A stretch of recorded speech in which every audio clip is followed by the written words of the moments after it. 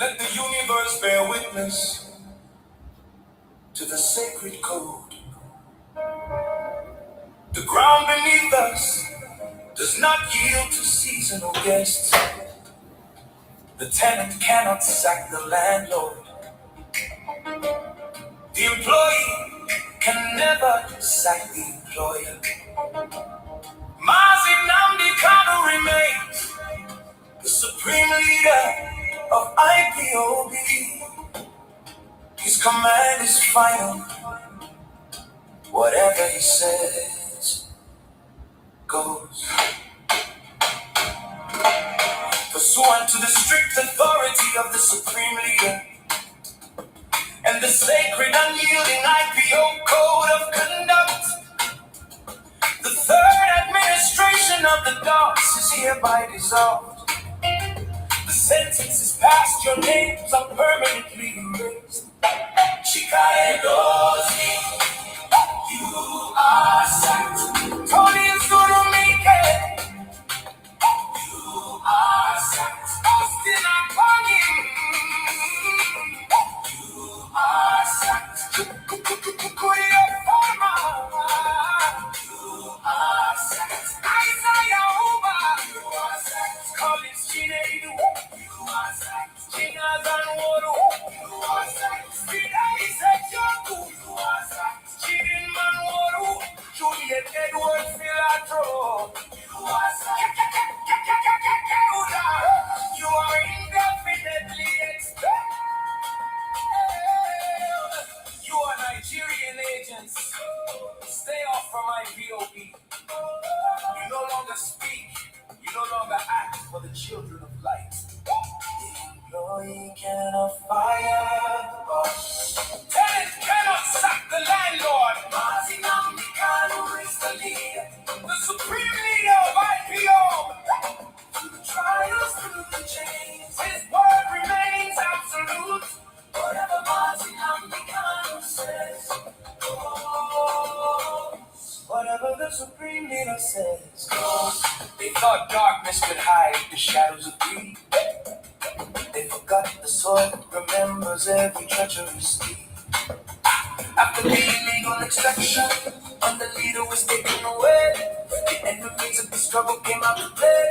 Governor David Mahi paid $500,000 of blood money bribe to buy collars for the scholars of shame. They took the cash, sabotage the release, and trade the crown, private media houses, just to tear the leader's legacy down. But the truth is a rock, it crushes the hand that betrays. But in the darkest hour, the true guardian stood high, refusing to let the message of restoration die. We lift our voices to honor the ones who defended the light, the shield of the truth, in the dead of the night. Thank you, Biafra, vanguard media for standing so bold, for ensuring the truth, the truth is always told. Salute to the dedicated souls of that spelling the text. Salute to the rising sun, yielding and blessed, and the ambassador for self-determination marching ahead. Keeping the fire burning for the living and the dead. You defended the leader, you shielded the name from the stain. Oh, whatever Mazi Nnamdi Kanu say goes. Whatever the supreme leader says goes. The fourth course is here, working with global power to heal the land. The genocide must stop, the boss has spoken. Victory is absolute.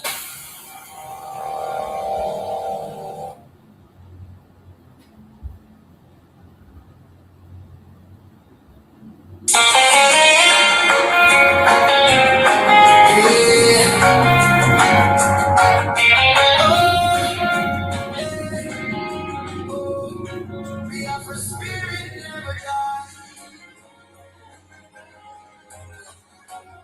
From the roots to the sky.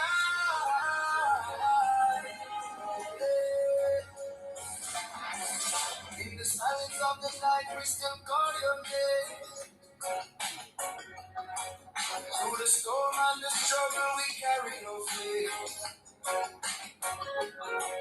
Though the walls may be high and the chains may be strong,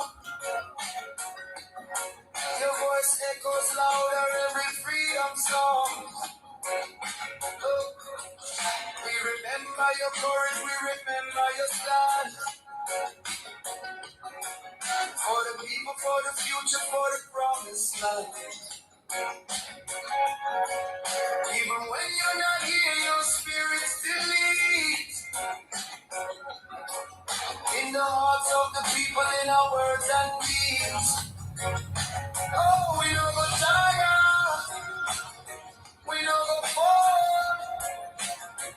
Through the fire, we stand tall. We know He will be free.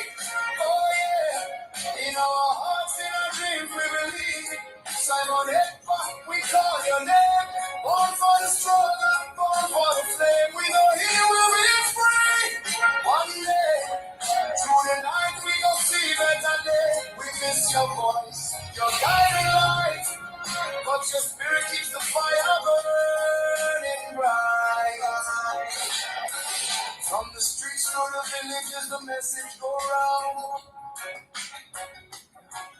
Every voice, every soul in a freedom sound.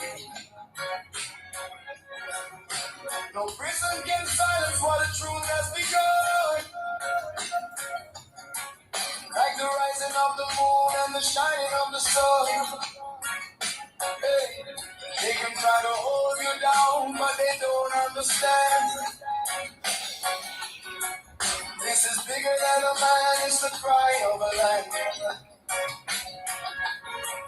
From the elders to the youth, everybody go. Freedom is a seed and it's already grown. Oh, we gon' rise again. We gon' go fair through the pain. Your voice we hear. We know He will be free. Oh yeah. In our hearts, in our dreams, we believe. Simon Ekpa'S, we call your name.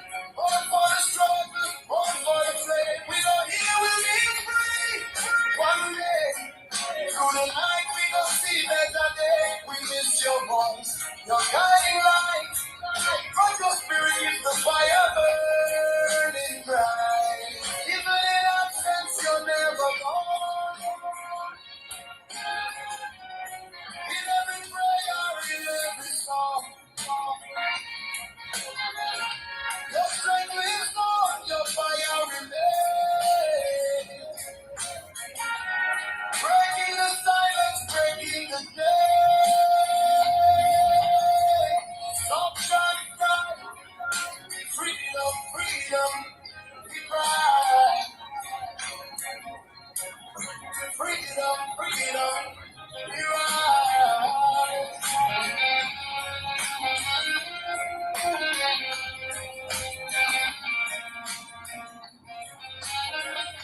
We know He will be free.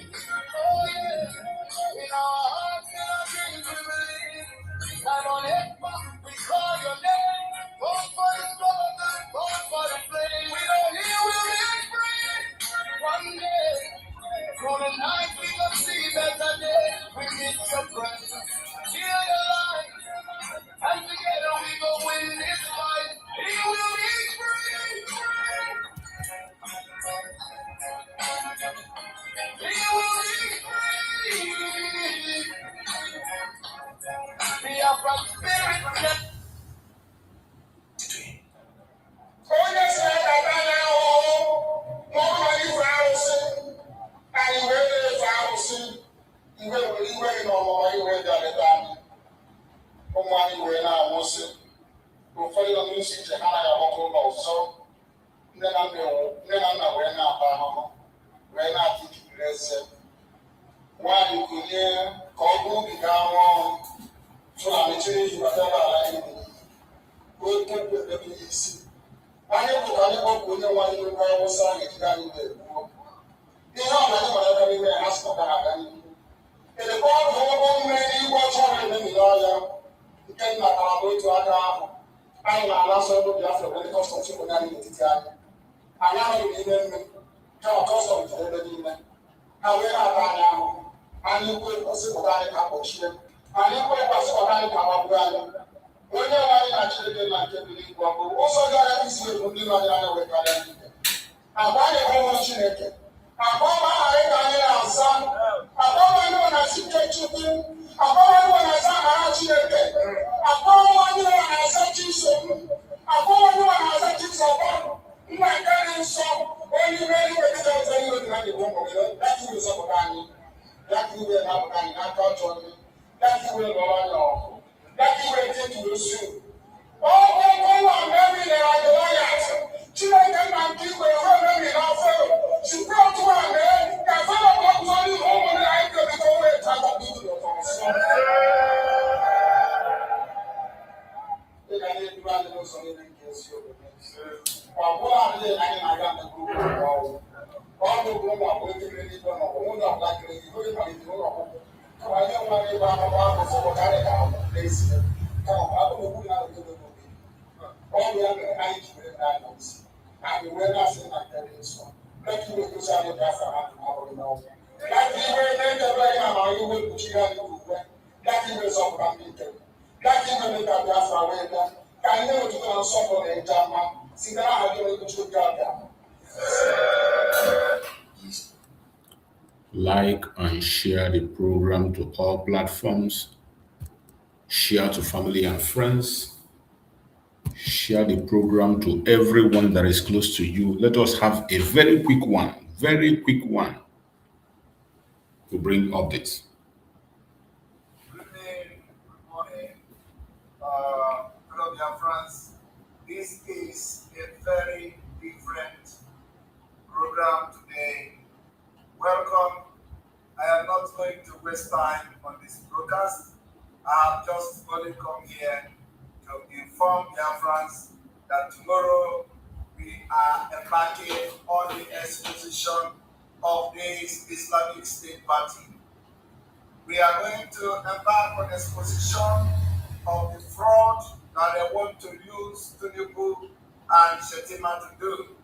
Tomorrow we are going to embark on the enlightenment, awareness, and to inform our Oduduwa brothers and sisters of the impending danger that is about to befall them. Tomorrow we are going to embark on this awareness for the restoration of Biafra. And so, if you notice, I have been playing and streaming a very wonderful job done by the True TV. And for that reason, I came very late because of series of meetings. I am going to drop yet again another scripture today because we are now in the holy days of our time in the struggle. So I am going to read the scripture. I am going to read the scripture. And I want you to pay attention to the scripture that I'm about to read. Remember that we are still in the Bishop of Agbado. Bishop of Agbado, the end of Nigeria. We are part of it. The Bishop of Agbado. So let me read the scripture today. I want you to pay attention to the scripture. We are reading from the book of Obadiah. We read the book of Obadiah. From the book of Obadiah again. Obadiah chapter 1. The book of Obadiah chapter 1. We are going to read from verse 10. Pay attention. This particular scripture, all the enemy the book of Obadiah. You people are funny. I do not understand. I do not understand why some people are laughing at Obadiah. Alright. The book of Obadiah, if your Bible do not have Obadiah, it means you have incomplete Bible. Somebody say it's called Obadiah. No, it's not Obadiah. Who told you? Who told you that it is called Obadiah? Yeah? Who told you it is called Obadiah? Somebody say it is called Obadiah. Who told you that? I am telling you how it is called. You are telling me it's Obadiah. Yeah? No, it is called Obadiah. Obadiah. Do you think it is an English name? Listen to me when I teach you, so you don't do mistake. That word is not an English word. Okay? So you cannot say this is how to pronounce it. It is called Obadiah. Okay? It is not an English word. Are you going to prove me wrong? Is it an English word? Eh? I am asking you, is that word our name English word, English name? No. Even if it is English name, it is called. Listen to your bishop. Listen to the bishop. We have come to complete and take it up from where they stop. What we do is that where their madness stop is where our own madness will start. Where the Islamic State in APC and all the jihadist movement and their government, where their madness stop is where our own madness will start.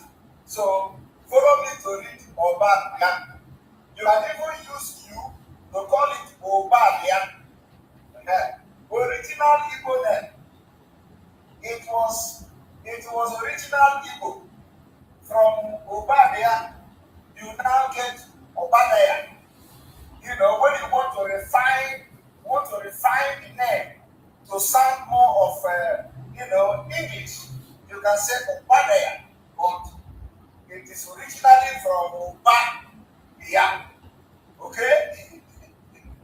When I'm telling people, listen, it was originally from Obadiah. Okay, from Obadiah you get Obadiah. So it is Obadiah. Just agree with me. Let us agree that it is Obadiah. Okay? You were not there. Me and you were not there. Yeah? But I can explain it better. So if my explanation is more better, believe it. Okay? Because we know they did. Alright. So we are reading from the book of Obadiah from chapter 1 from verse 10. He said, for violence against your brother Jacob, for violence against your brother Jacob, shame shall cover you, and you shall be cut off forever. Are you all listening? Let me repeat it again. The book of Obadiah, chapter 1, verse 10, says, for violence against your brother Jacob, shame shall cover you, and you shall be cut off forever. All of you have seen the way the people who claim to be fighting for Biafra, you know that this is a special week. Okay? What has happened today? Some of them, all the things they have done in the past, they have gone back to it. start taking note. They are taking note. After the wage violence against their own brother. Let me read from 11. In this one, go to Nigeria. In the day that you stood on the other side, in the day that you stood on the other side,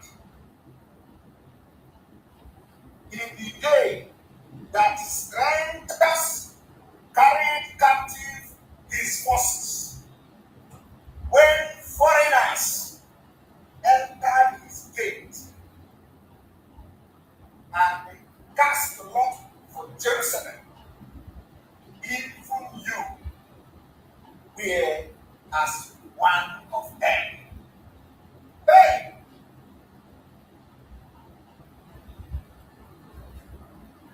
Are you people following? The book of Obadiah, chapter 1, verse 11, said, in the day that you stood on the other side, in the day that strangers, Fulani government and their politicians, strangers carried captive his forces, when strangers entered his gate, when strangers entered our land, and they cast lots for Jerusalem, even you, the people that claim they are fighting for Biafra, even you were one of them. Even you were one of the strangers. Even you were one of those who have come to carry forces captive. You are doing it to ESN, your days for doing that is over. They carried our forces in the Eastern Security Network captive. Today, it is over. It is over. Go and read the book of Obadiah, chapter 1, from 10 to 11. I am going to repeat it again because it is very, very important. In the day that you stood on the other side, they stood on the other side of Nigeria. They stood on the other side of Peter Obi. The people that brought you and gave you oath to take, not to betray Biafra. They called you and they gave you oath. You don't know that some of them actually did not take oath. They gave you oath. They tell you you must not disobey and betray Biafra. In the back, they were not fighting for Biafra. The worst part of it is that they followed the stranger. When stranger came to attack Eastern Security Network, they were one of them. When DSS came to kill Ikoso, they who gave you oath were one of them. When Mazi Nnamdi Kanu whereabouts, location, details were given while he was in Kenya, those who made it known to the enemy, those who were taking oath and gave oath were one of them. The book of Obadiah is telling you this.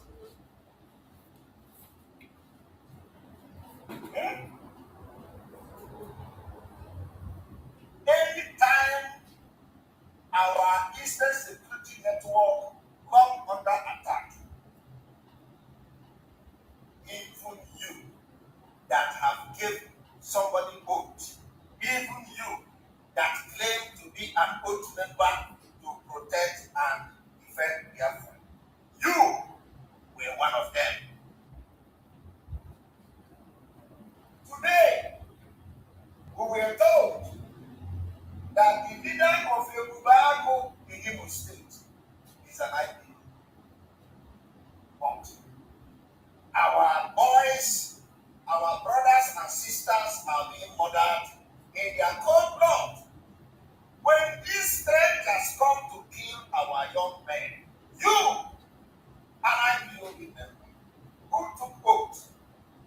were one of them.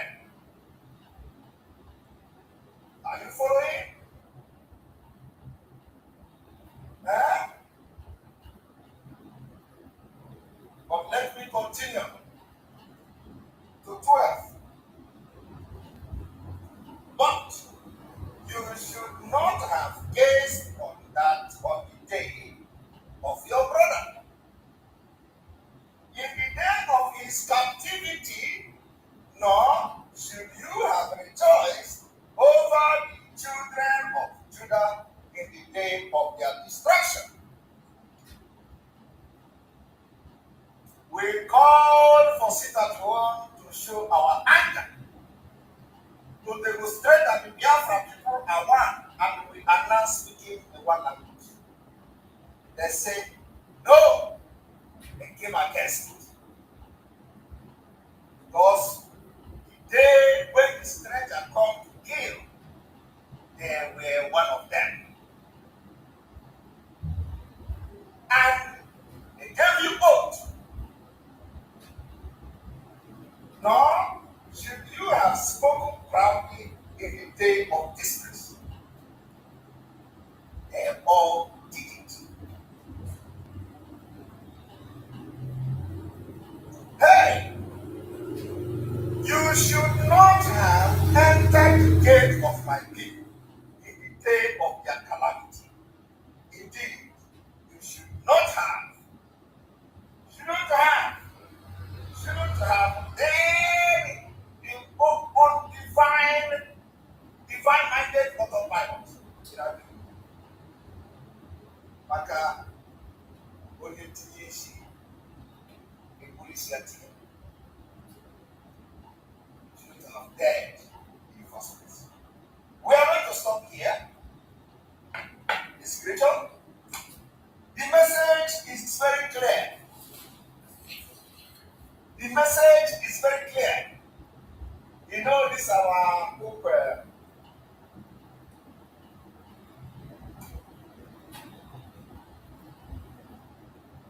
The message is very clear.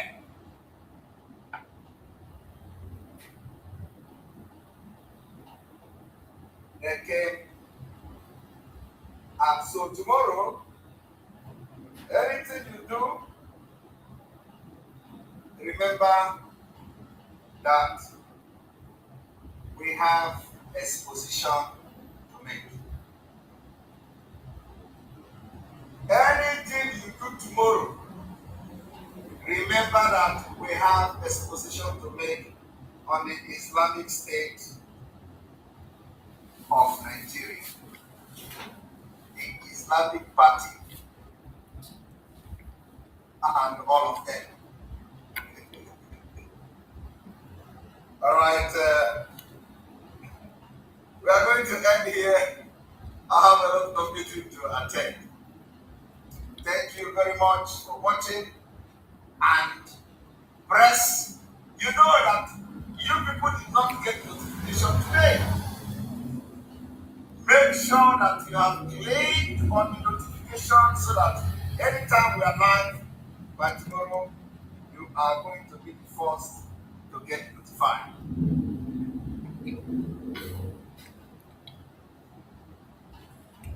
Welcome, welcome, welcome. Thank you so much for joining us this evening. On this very evening program, we are just bringing some information and updates, and we are going to do it as quick as possible.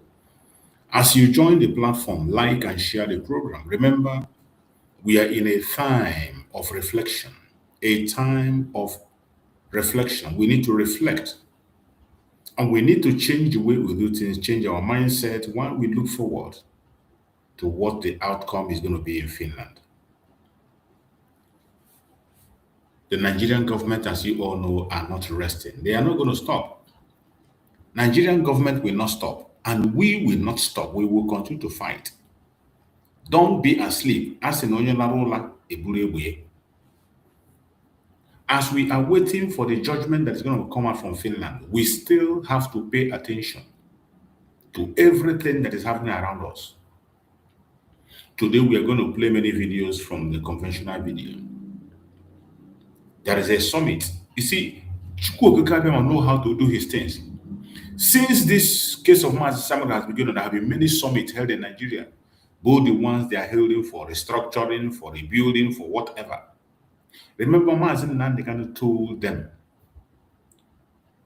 like people were telling Mazi Nnamdi Kanu, why don't you go to Nigeria, get a position, be in the Senate, lobby, and get it? And Mazi Nnamdi Kanu say,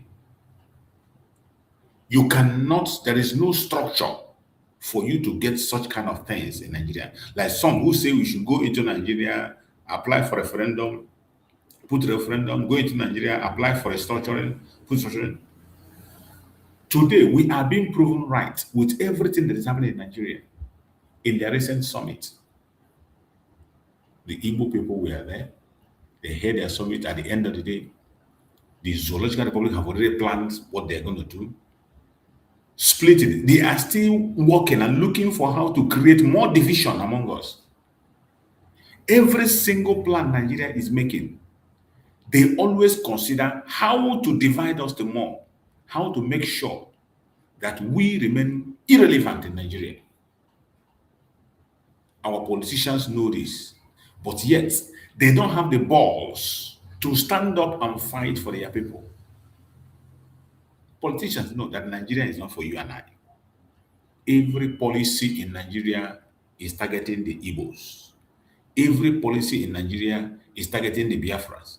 There is no policy in Nigeria put just for doing sake. They do it to target us and make sure that they minimize our effect in Nigeria.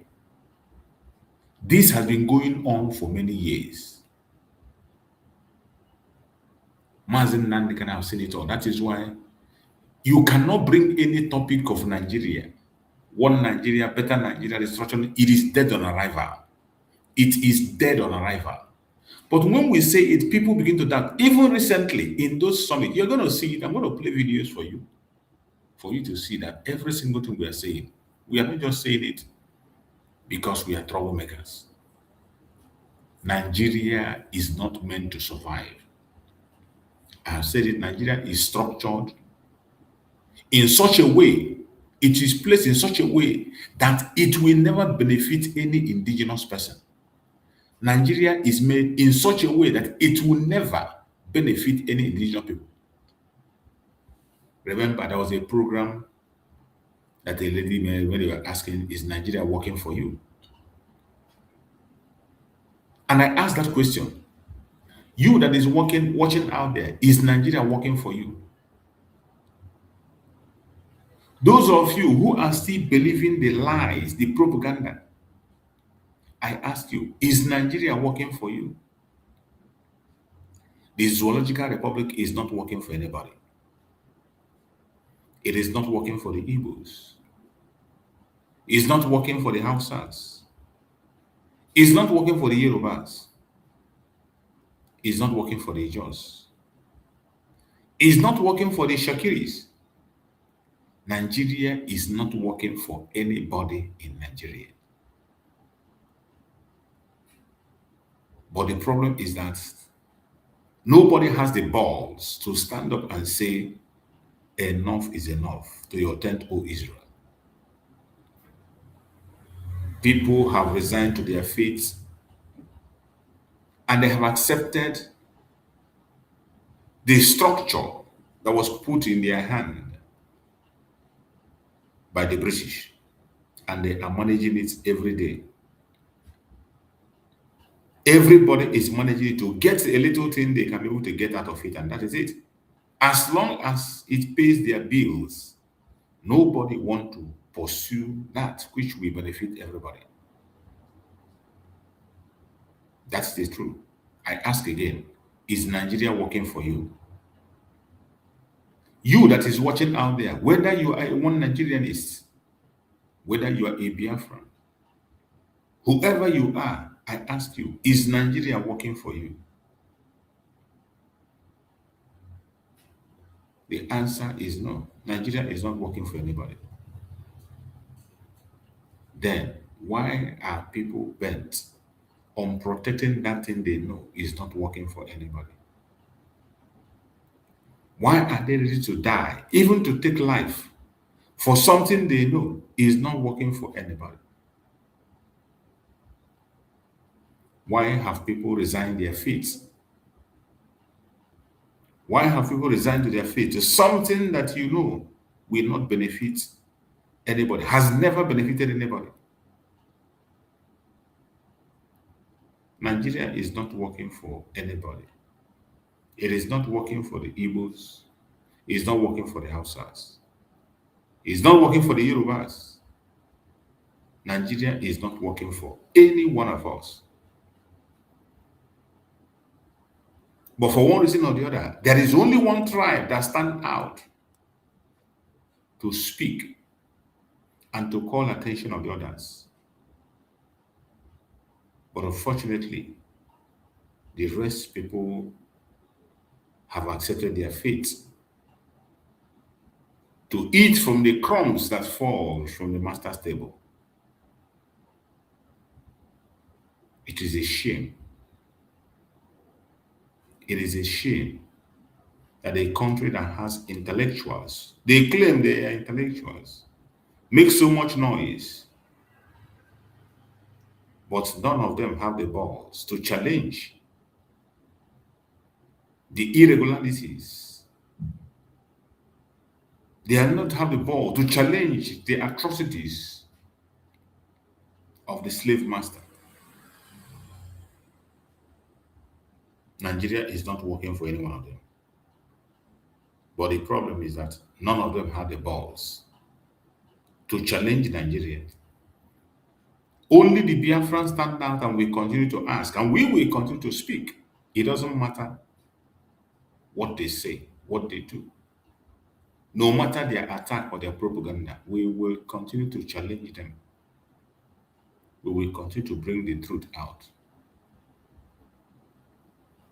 The Zoological Republic is not working for anybody. It is not working for anybody.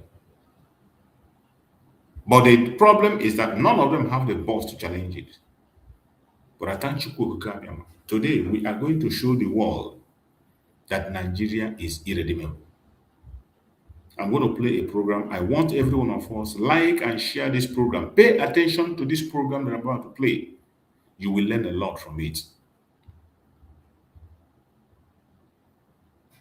Catch Ononuju was interviewed on that program that was held in Nigeria recently. Was it a conference or whatever they call it? And I want you to listen to Catch Ononuju, what he had to say on this interview. We will learn a lot. When we say Nigeria is not working, and we never work, some of you think it's a joke. I want you to pay attention to this program. Let's listen. Now, after the Concerned Citizens Assembly and Pan Niger Delta Forum met in Abuja, they've been proposing a restructuring of the country into 15 to 17 autonomous federating regions in the country. We've had a situation where there was a dramatic fracture at the heart of that Nigeria's constitutional future with high stakes and national restructuring conference, which actually happened in Abuja. And the conference was aimed at radically restructuring the federation, but unfortunately it ended in a bitter deadlock for some of the delegates. The Igbo delegation staged a fierce walkout at some point, which actually found out completely and told the proposed transition to a 17-major model into total chaos. The concern here is whether River State should be located in the Igbo region or not. The walkout highlights the disagreements over regional autonomy and the timeline for constitutional changes before the 2027 elections. And at the heart of it is the city of Port Harcourt. So who actually owns Port Harcourt? Is this debate about access to the sea or not? The conference was supposed to be a conference of ethno-linguistic nationalities, without defining the meaning of ethno-linguistic nationalities, to foreclose the possibility of political groups coming in the guise of ethnic nationalities. We've been deceived. This is a charade. And nobody in Nigeria should take what happened today as a serious event. We are in agreement with the rest of Nigeria who believe that we should restructure Nigeria in a way that its people can govern themselves. Nobody seeks a breakup of the country. We seek to make Nigeria work. That is the problem. Nigeria will never work. If you are an Igbo man, you are trying to make people look at you as a different person. Nigeria will never work. It will never. Look at the debate for restructuring. The Igbos worked out. Why did they work out? They are still focusing on dividing our land anymore. These people do not want us to unite. They don't want to see us united. Every single thing Nigeria is planning is targeted at the Igbos to make sure we do not unite. Mazi Nnamdi Kanu said it. There is nothing you will do. There is no platform for you to say you want to do anything legally in Nigeria or politically. It's not going to work. It is not going to work. Sometimes they tell you to go to your house assembly. It's not going to work. Now they place a debate on restructuring. And look at how it ended. Charade. Nonsense. Let us hear them. In a way that's determined by its indigenous people. All right, and to dive into this discourse, we have the Dr. Deputy leader of the Igbo delegation to the Abuja Summit on restructuring. And thank you so much, Dr. Kanu, for joining. What exactly actually led to that workout on this access to the sea or the position of rivers, or whether River State and Port Harcourt should belong to the Igbo region or not? What exactly are you asking for? It is I am an Igbo born in Diop. Diop was settled at the Willis Commission as a place inhabited by Igbos. Today's Greater Port Harcourt has up to 4 ethnicities in it. You have the Igbos who have come in from the Igbo hinterland, like my family, that came in 1832, alongside Uzumbamba Naso, Jua Mago, also known as Jaja of Opopo. He came back to Amigo, where his father is from Umudroha, his mother is from Umujoki, Umudroha, and then took people from there and from Umkwere to come and establish Opopo. Since that time, my family has been in River State for up to 320 years. Now, we indigenous Igbos are accepted by the Willis Commission as part of the people of Greater Port Harcourt. You also have the Ikwere who are there. You also have the Okrika who are there in the Greater Port Harcourt. And of course, you also have the Ogoni who are also there in the Greater Port Harcourt space. And we have agreed to share it. Now, indigenous Igbos like me, who were born there before the end of, and whose parents were there before the end of slavery. Because you remember one question when somebody was asked, what is your ethno-indigeneity? And he claimed that some of them came back after slavery. Even when those people came back after slavery, they came to meet people on the ground. Just like when the Yorubas returned from Senegal, Yorubas now live in Sandros, in Campos, and other parts of Moloni, Lagos. These are Yorubas. So did other people come back. Don't forget, 5 African ethnicities were recorded to have been taken into slavery. 1, the Bakongo, who live in the Gulf of Guinea from Angola spreading to Congo. That's where the Bantu Congos are. And then you have the Igbo in the records. Then you have the Yorubas in the records. You also have the Aka. And also now you have the Mandinka. These are the 5 tribes that are captured in the records as having been taken into slavery. So even if you return back and after the Emancipation Proclamation, you were now allowed to return back to your area of ethno-indigeneity. Now you see that? So the people didn't fall from heaven. No. So that is exactly what we're saying. So those who came back to Igbo land, because Igbos represent the highest single ethnicity in the Niger Delta.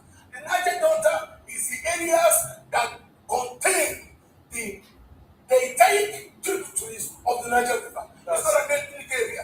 And there you have things like That's a bite of Biafra. exactly what's called now Delta thing, you have Anambra State, you have Delta State, you have Abia State, you have Imo State, you have our River State. All right, Dr. Catch. Now, if we're asking for region to be formed, one of the regions that was canvassed was the Igbo region, and then the judge also said they were asking for a particular region. And so your problem is that the Ijaws want Port Harcourt to be under their own region. Now you're saying that's not what he said. Okay, so what exactly is your ground? The problem we had with them was the Yorubas told us that the original Ijaw map, which made Ijaw not to attend the conference, was the Ijaws drew a map in which they seized all the literal spaces from Badagry down to Bakassi. So that all the literal spaces facing the ocean were to be their own. The Yorubas disagreed. When we came to the conference, we now saw that the Yorubas allowed protect map where the Ijaw now have to cover the literal spaces of River State. That is our bone of contention. Right. Why am I saying this? We the Igbos have made peace with our Ekwere brothers to the extent that today an Ekwere man from Meneka is the President General of Ohanese people. This is exactly. Yeah, but you would have listened to people like Nyesom Wike. Listen to Nyesom Wike's problem. They are different. They are not Igbo. Nyesom Wike's problem. So Rivers does not have anything to do with the Igbo region. He claims that the Ikwere come from Benin. Oba Akensu was saying it's not true. There is nothing like Benin. During the days of the Arab Confederacy, the Benin Kingdom existed and nobody came to River State. You see, I want you to pay attention. You know, Nigeria are evil. Do you see that this presenter was still trying to drive the story to Wike's belief and the belief of Nigerians on continuous marginalization and division of the Igbos? Even when Catch Ononuju was giving him a critical history and story of the Igbos and River State, he wasn't paying attention. He was still focused on driving the message that he was sent to push. He was still focusing on driving the message of Wike, something that does not have a background, a lie from the pit of hell that does not hold water. This presenter, even when Catch Ononuju explained everything to him, he was still trying to bring Catch Ononuju back to that Nigeria madness, that Nigeria wickedness, that Nigeria divisive plans against us. We are in 12 states in Nigeria. And when he was introduced, if you listen to the introduction, he talked about if this was about access to ocean. We have the closest access to ocean. Igbo land has I have talked about it several times. I have played the video here. I have played the video of that thing here many times, where it was explained our access to we are the one that have the closest. In fact, the first seaport that was supposed to be built in Nigeria was to be built in Igbo land. But the British and their wickedness decided to remove it. It is, when we say Nigeria can never, we don't have to be in this place. People don't understand it. I want you to continue to listen to them. But don't forget, you have in the Niger Delta thing, you have Anambra State, you have Delta State, you have Abia State, you have Imo State, you have our River State. All right, Dr. Catch. Now, if we're asking for region to be formed, one of the regions that was canvassed was the Igbo region, and then the judge also said they were asking for a particular region. And so your problem is that the judge want Port Harcourt to be under their own region. Now you're saying that's not what he said. Okay, so what exactly is your ground? The problem we had with them was the Yorubas told us that the original Ijaw map, which made Ijaw not to attend the conference, was the Ijaws drew a map in which they seized all the literal spaces from Badagry down to Bakassi. So that all the literal spaces facing the ocean were to be their own. The Yorubas disagreed. When we came to the conference, we now saw that the Yorubas allowed protect map where the Ijaw now have to cover the literal spaces of River State. That is our bone of contention. Why am I saying this? We the Igbos have made peace with our Ekwere brothers to the extent that today an Igbo man from Meneka is the President General of Ohanese Igbo. This is exactly. Yeah, but you would have listened to people like Jason Wike. Listen to Jason Wike's they are different. They are not Igbo. Jason Wike's So Rivers does not have anything to do with the Igbo region. He claims that the Ikwere come from Benin. Oba Akenzo was saying it's not true. There is nothing like Benin. During the days of the Arab Confederacy, the Benin Kingdom existed and nobody came to Rivers State. Even the name of the man they said that came back, Akalaka, that's an Igbo name. You understand? So how can Akalaka come from Benin? Benin doesn't have Akalaka. Akalaka is an Igbo man. So even if you call Akalaka, that's an Igbo name. And we know, look, just like me and Mao Wabuma. Was born in Obidaga. I was born in June. Now, nothing for crosses me.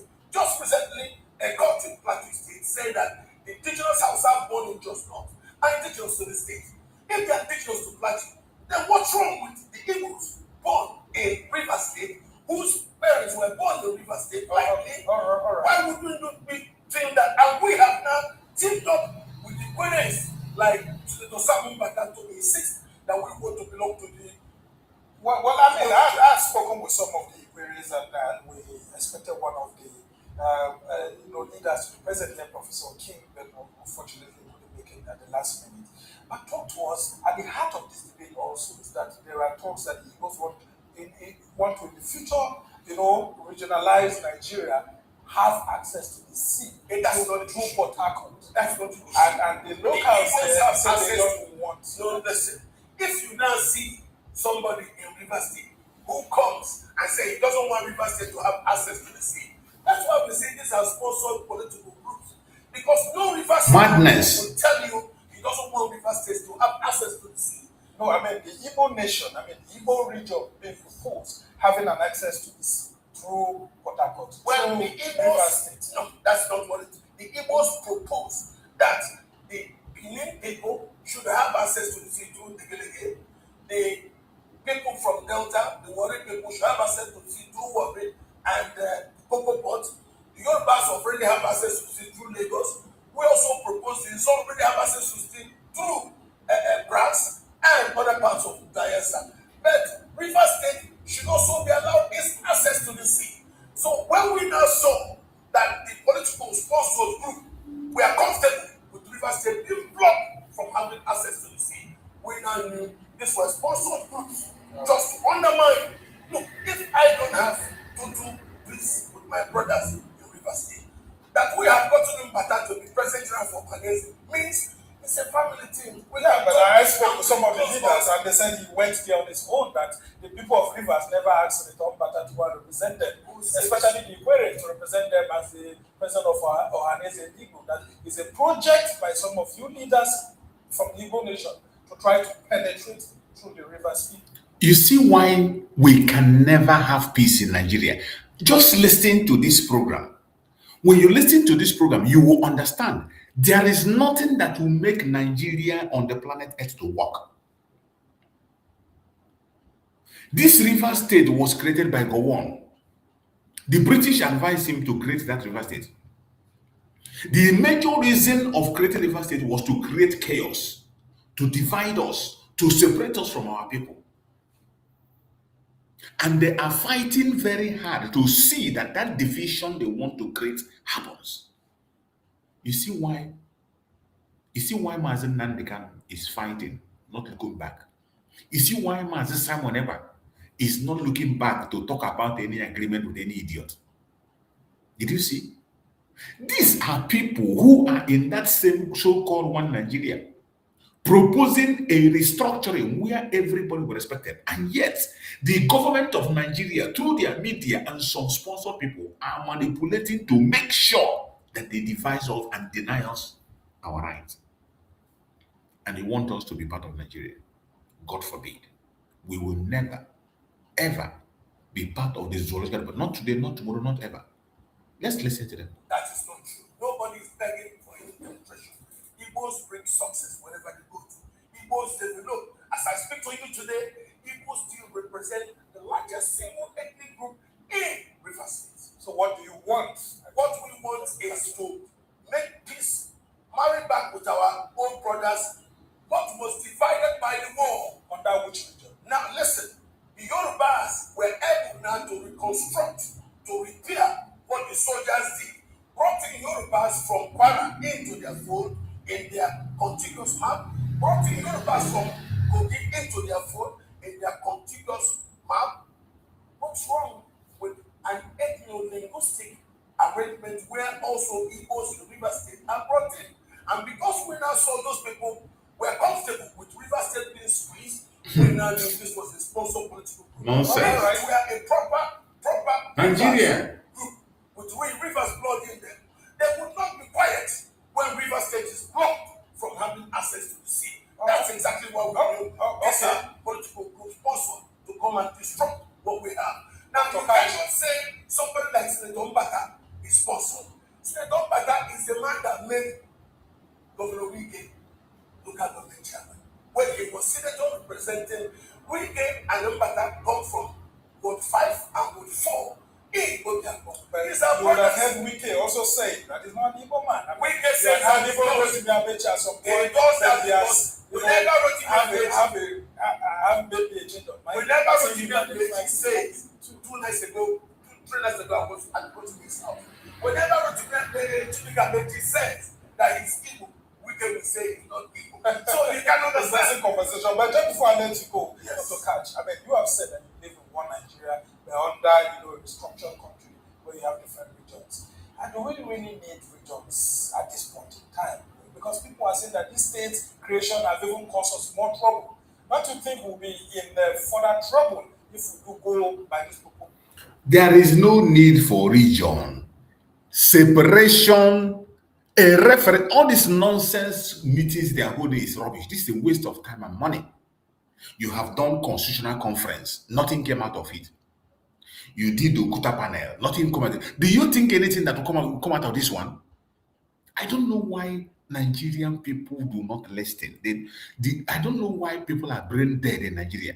Okuta panel, billions were spent, many things were done, yet nothing was implemented, not even one. Good luck, Jonathan conducted a constitutional conference. It was thrown into the dustbin. Now you still somehow think that this one they are doing now will see the light of the day. I don't know why people cannot reason in that zoo. I don't know why some people think and people cannot use their initiative. The only people that still stands out is the Biafran people. Conduct a referendum. The only thing that Nigeria need now is separation. Separation, not restructuring. Nigeria have outgrown restructuring. Our eternal leader, Dim Odumegwu Ojukwu, called for restructuring when it was supposed to be restructured, and they refused to listen. Instead of listening, they brought death and they killed our people. And some idiots are coming today to think that restore cash on Onoju. I understand you have knowledge and wisdom, but please, you and your colleagues should know that we have outgrown this nonsense. Nothing is going to come out of this your conference. Nothing whatsoever. Separation is what everybody should be going for. People should be calling for a referendum. Let people, not some group of people go and decide. Let the whole people decide. Everybody decide. I don't know why it is difficult for people to understand. Group with Rivers blood in them. They would not be quiet when River State is blocked from having access to the sea. That's exactly what we do. It's a political group sponsor to come and disrupt what we have. Now, you cannot say somebody like Senator Mbaka is sponsored. Senator Mbaka is the man that made Governor Wike local government chairman.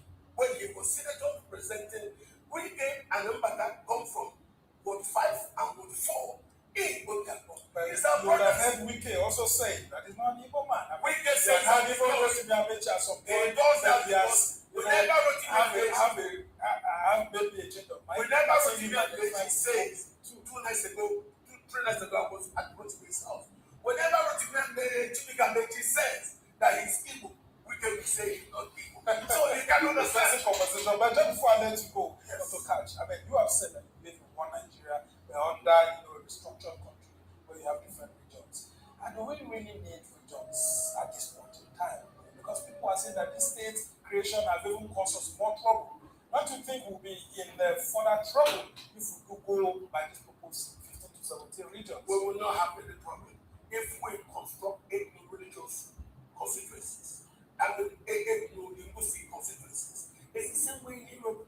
It's the same formula that was used to resolve the problem in Yugoslavia. The Serbs went on their own. The Bosnians and Herzegovinians agreed to come together and they have peace. So the same platform, the same standard that was used in Yugoslavia and the rest of Europe can be used here so that we do not have problem. Because the contraption arranged by the soldiers is not working. And because it's not working, there is nothing wrong with we, the people, coming together to do something. The current constitution was not written by the people. Obasanjo was sworn in, and after that, he was handed. Yeah, but it's an offshoot of the 1979 constitution. It is not where there was a constituent assembly led by Chief Rotimi what we have and other today Nigerians. was prepared privately.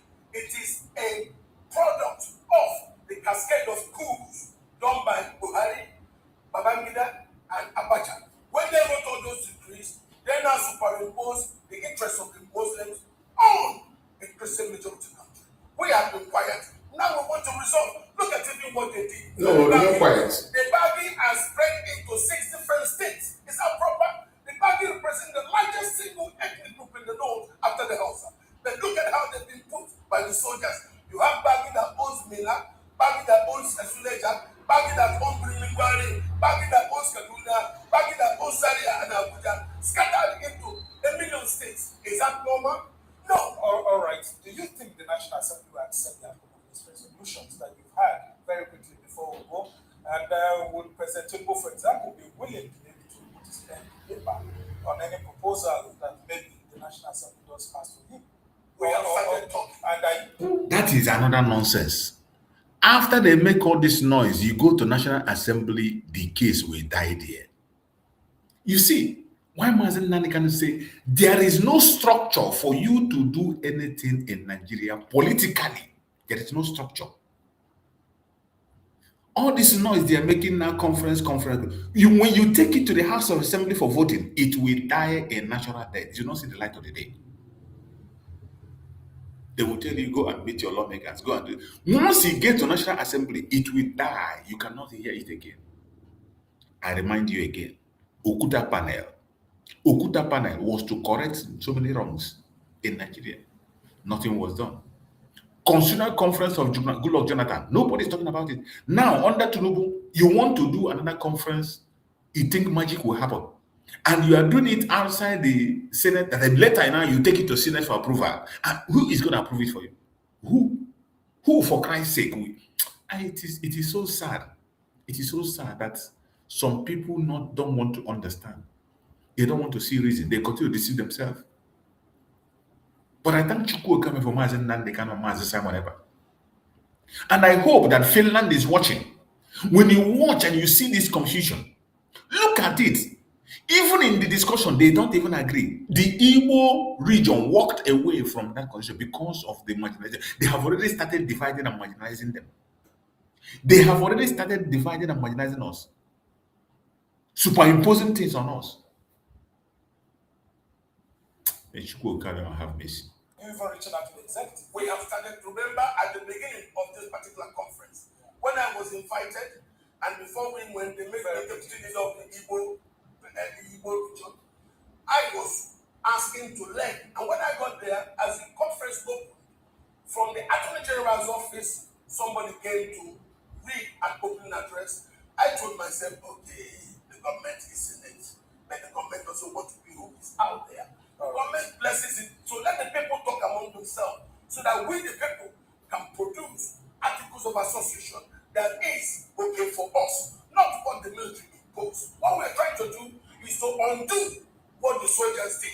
So if you you need the stamp of the National Assembly. I don't know that, but let's first. All right, when the Dr. people Kacho, talk, then we can go to the National Assembly. There's nothing wrong with that. all right, Dr. Kacho. That is important. Whatever you are discussing, whatever noise you're making, you need the stamp of National Assembly. After all this, their noise making and conference and wasting of time and money, when you go to National Assembly, it will die a natural death. The man just told him, and they laughed over it. That is Nigeria for you. whether you agree or not. The deputy leader of the Igbo delegation, The zoo can never work. Summit on restructuring Nigeria. I must thank a whole lot of you who were there. The conversation Restructure my food. That the political authorities will be able to give listening. Restructure my food. The proposals that have been made, and of course, we'll see how things end. But once thank you immensely, Dr. Kach. It will never work, whether they like it or not. This is not the first time. It will never work. I want everybody to pay attention. Look at it. Just in the beginning of it already, there is chaos everywhere.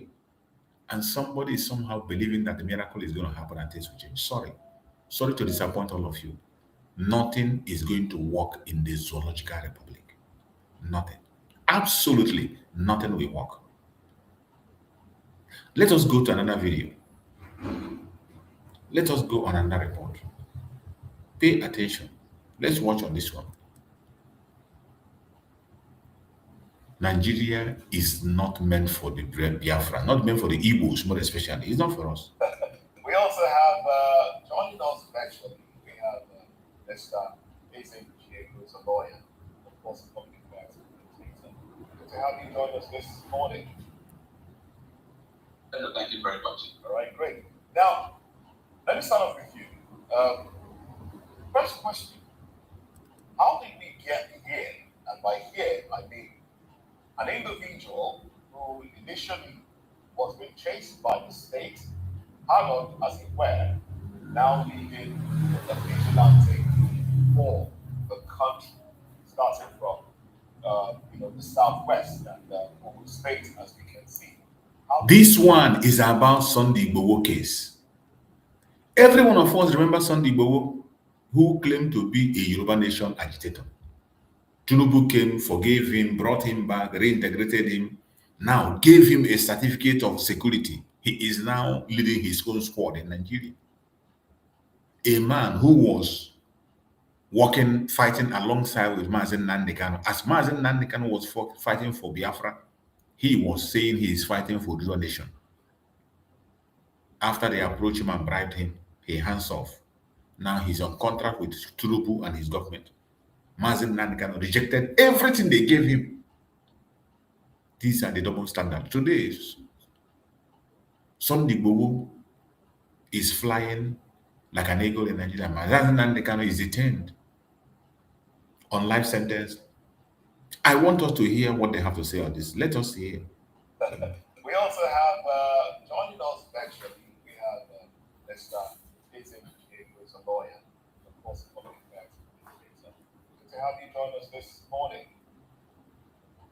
Thank you very much. All right, great. Now, let me start off with you. First question: how did we get here? And by here, I mean an individual who initially was being chased by the state, harbored as it were, now leading a vigilante group for the country, starting from the southwest and Ogun State, as we can see. How did we get here? What does this say about the security architecture as we know it in Nigeria today? Thank you very much. I think we began in the past.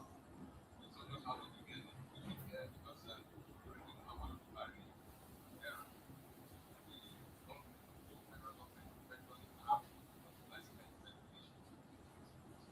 and the error across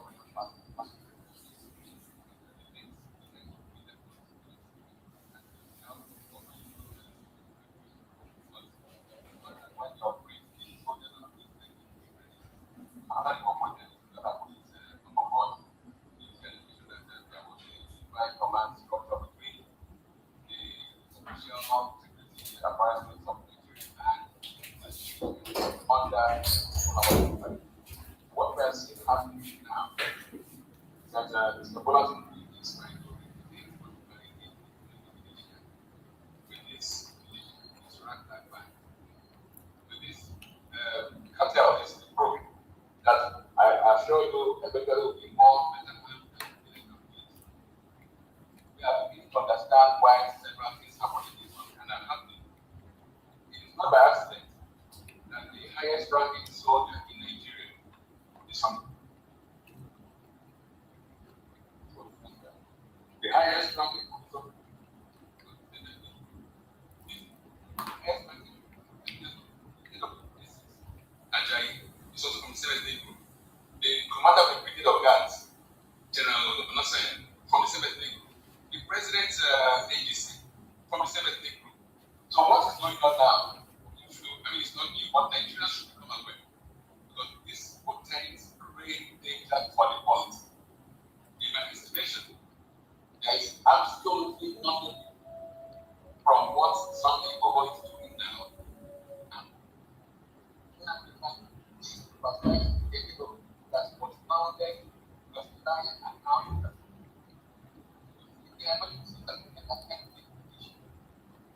we know where they are existing, but The difference, there's a difference actually. what is the One difference? was calling for cessation. One was calling for cessation. Another is, at this point in time, looking at protecting people. Isn't No, that? okay, let me address them. When Mr. Nnamdi Kanu came up, his objective was clear: to protect the South from breaking through and Absolutely. his voice has been used no matter how confronting this rascal element and the rest. Absolutely. This man answered like a man. He is trying to make a difference between what Sunday Igboho is doing, that Sunday Igboho is now protecting people. Mazi Nnamdi Kanu is fighting for secession. Mazi Nnamdi Kanu was protecting people from the Southeast. That was why he formed the ESN. The same thing Sunday Igboho is doing today under Tinubu. It is the same thing. There is no difference. And look, that is what they do in this. This man just gave him the right answer. It is not easy to find people who can have courage to speak like this man, even though his voice was not clear. He is trying to claim that Sunday Igboho is now taking a security outfit to protect people. That is different from what Mazi Nnamdi Kanu was doing. Mazi Nnamdi Kanu established the ESN, the same purpose, to protect the land for their people. That is what he was fighting for, nothing else.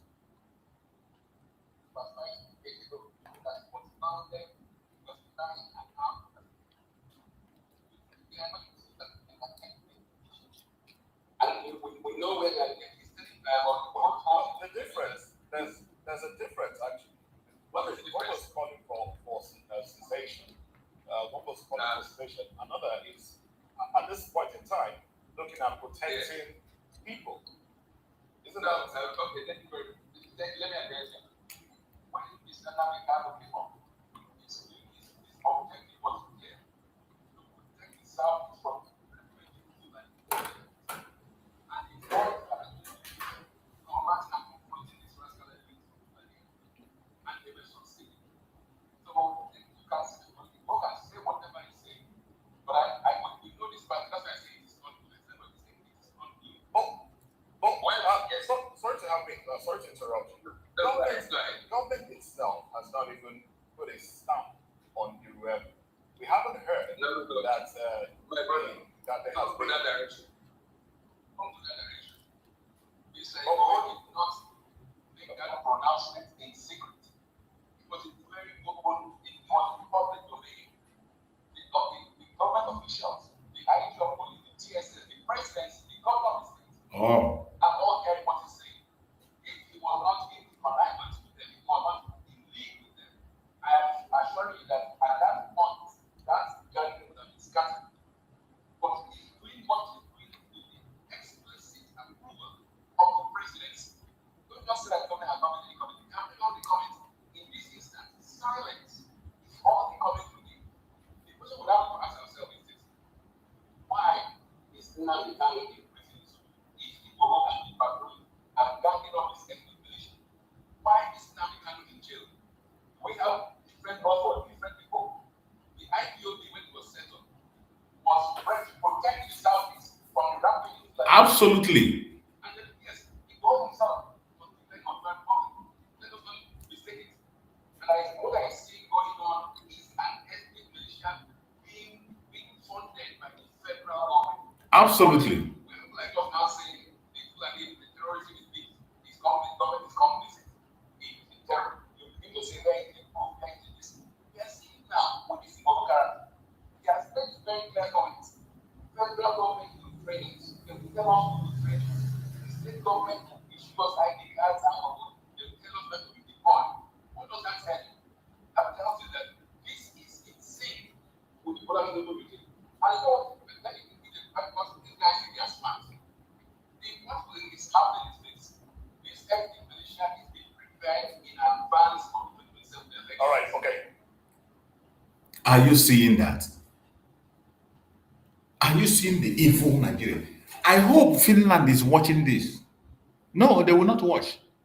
Finland will not pay attention to all this thing that is happening in Nigeria.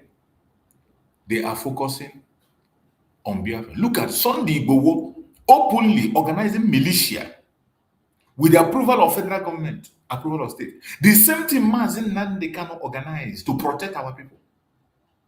And look at the presenter was even trying to make a case and say, oh, this one he was to protect. So Mazi Nnamdi Kanu, what he was doing, was it to keep people? It was it not to protect people? And you went and locked him up in Sokoto. And now you are empowering Sunday Igboho. Speaking, look at the crowd. Look at the crowd. Look at the crowd where Sunday Igboho is speaking. Look at the crowd Sunday Igboho is addressing. You see the crowd Sunday Igboho is addressing. Did you see the crowd Sunday Igboho is addressing? Look at the crowd Sunday Igboho is addressing. Armed men, well-armed men to the teeth. Armed men to the teeth. Sponsored by Tinubu. That is that double standard. And our governors, what do? Our governors are busy looking for how to jail Mazi Simon Ekpa. Our governors are busy pushing propaganda, lies, and blackmail against Mazi Simon Ekpa. Every other region is building their defense. Every other region is sponsoring their youth, building their defense. Only in Igbo land. Only in Igbo land we have idiots. We have bunch of idiots. Senseless idiots. That is what we have in Igbo land. Bunch of clowns that don't know their left and people who don't have common sense. They continue. All they know is to fight against their own. All they know is to destroy their own. All they know is to manipulate their own people. That is the only thing they know. How to orchestrate lies, how to plan evil against their own. That is the only thing they understand very well in the Southeast. Bunch of idiots. Idiots. Idiots of the highest order. Every other people are protecting themselves. But for you, they will not. They will not. Instead, when they see where we can protect ourselves, they will go and destroy it. Nigeria is not for us. If you are still hoping that Nigeria will work for you, sorry. No. Thank you. Real quickly. I also, in about 2 minutes, I also want you to interrogate the concept of numerical advantage of the North. You said something earlier on. That is what makes me laugh. You said that the British used the Middle Belters to shore up the numbers in the North. Let's talk about numerical advantage. The North and numbers. Yes. Thank you. The North they use this argument. We have the numbers, etc. Take the Middle Belt and where are the numbers? They know they don't have the numbers, sir. They know it. But of course, for propaganda purposes, they use that argument. We have the numbers, we can do it. Now, and it's working for them. The British wanted the North to remain monolithic for some reason. They wanted it because they wanted to hand over power to the North. And they used Middle Belters to beef up the population of the North before independence. And though before independence, if you look at the population, both back to history, all these things are there, you can Google and see. The Southeast and Bamenda had the highest population, followed by the Southwest and the North, that is including the Middle Belt, had the third population in terms of numerical strength. However, the British wanted to hand over to the North and therefore denied the Middle Belters a region for themselves. Though after independence, the southern minorities were given Midwestern region, but also political consideration, which now we know as used just to whittle down the strength of the Southwest. But all the same, we who consider ourselves Middle Belters, going down history and memory lane, are saying we are not Northerners. We are Middle Belters. And the North has always considered that way anyway. When it comes to such consideration as North, they say all of us as North. But when it comes to appointments and other considerations, they don't consider us as North. So why should this hypocrisy continue? Let them just say, we are Middle Belters, they are Northerners. let everybody be who he is. Let everybody be whom he is. Let everybody be whom he is. Is that not what Mazi Nnamdi Kanu is asking for? Is that not what Mazi Samanepa is saying? Let everybody be whom he is. Mind your business. Mind your own territory. Is that not what our leaders are saying? Is that not why they want to take our lives simply because we are asking for this? Nigeria is not for us. And we will never bow or back down for these criminals. We will never back down for these manipulators from the pit of hell. We will never back down. Not today, not tomorrow, not ever. We will never, ever back down for these criminals that are operating from different angles and different corners. We will never back down. Chukwu Okike Abiama, who made us whom we are, we will remain grateful for him. And we will continue to be whom we are supposed to be. We will never allow anybody to take away our rights. So wherever you are, I urge you in the name of Chukwu Okike Abiama, continue to stand your ground, no matter what they say, no matter what they do. Don't you ever give up. Don't you ever give up. There is no hope in Nigeria. It does not matter what they say. It does not matter what they do. They don't mean well for us. These people do not mean well for us. The earlier we begin to prepare ourselves, the better for us. These criminals, they don't mean well for us.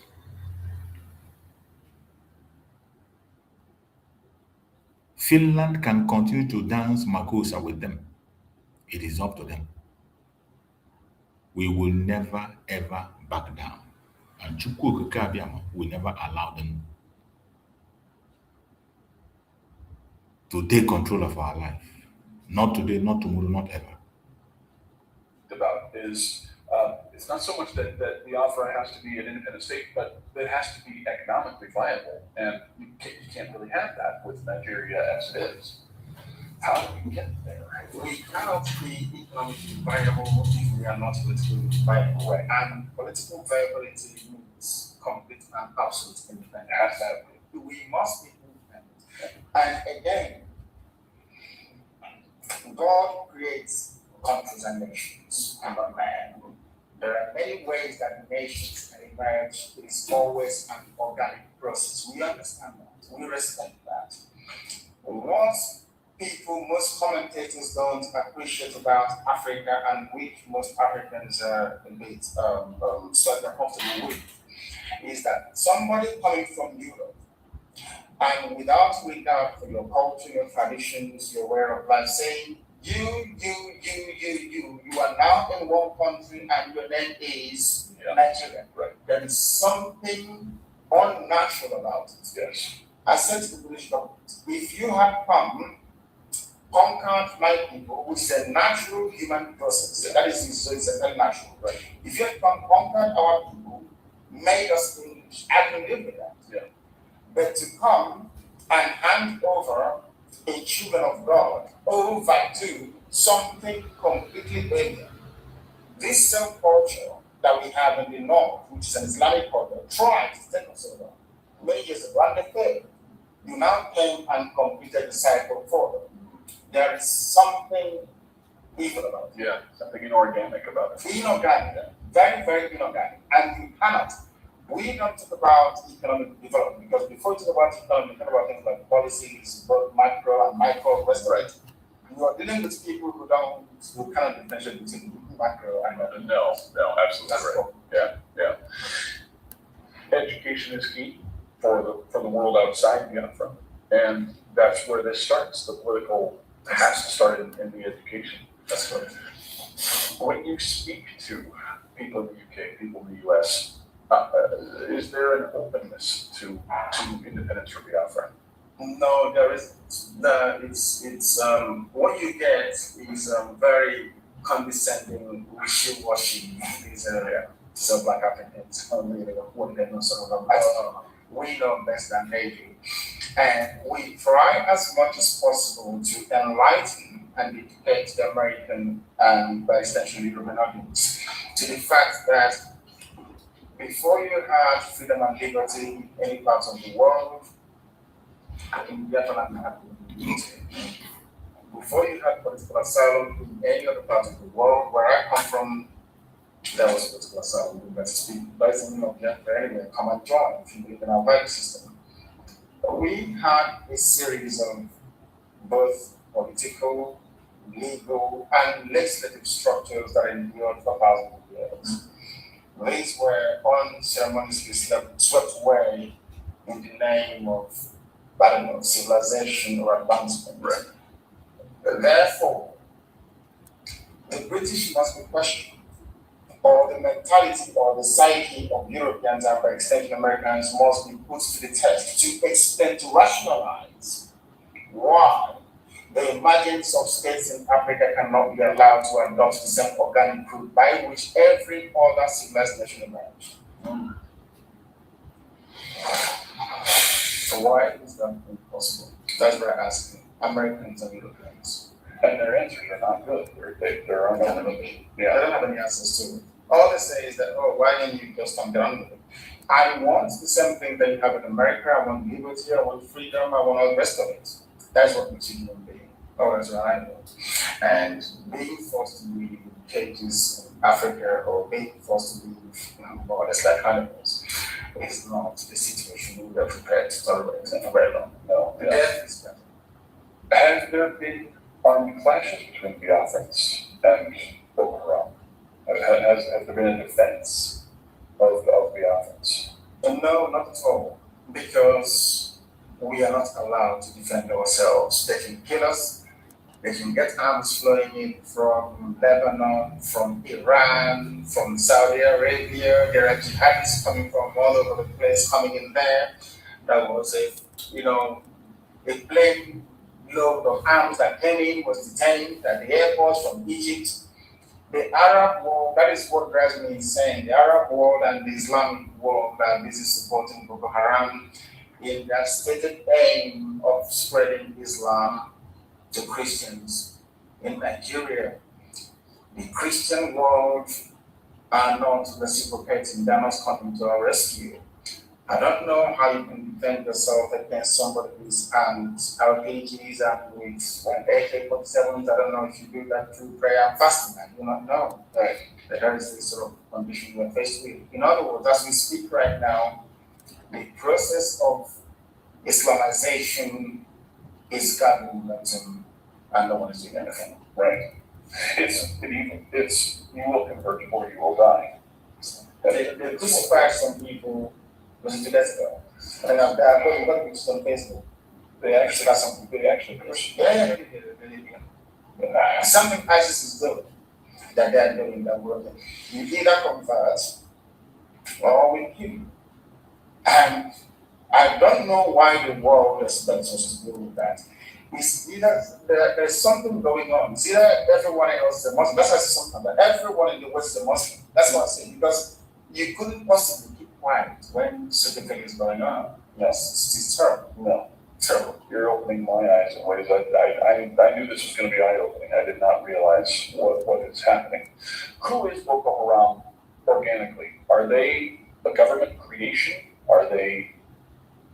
Boko Haram is, you need to understand the geopolitics of Nigeria to then start comprehending the concepts or the ideology that drives the insanity that is Boko Haram.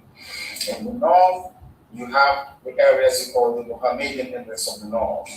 These are people who are predominantly, by ancient cultural and tradition, Islamic. They are Hausa, Fulani people. In the west, coming down near Lagos, is you have Yoruba people, and in the east, you have the Biafra people. Now,